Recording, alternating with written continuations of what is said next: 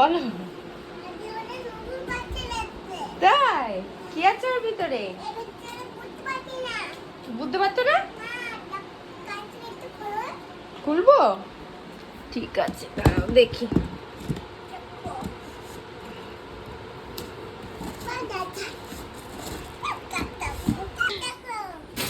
আস্তে।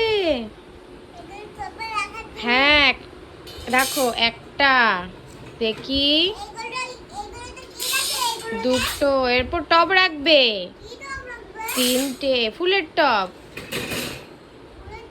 চারটে, পাঁচটা,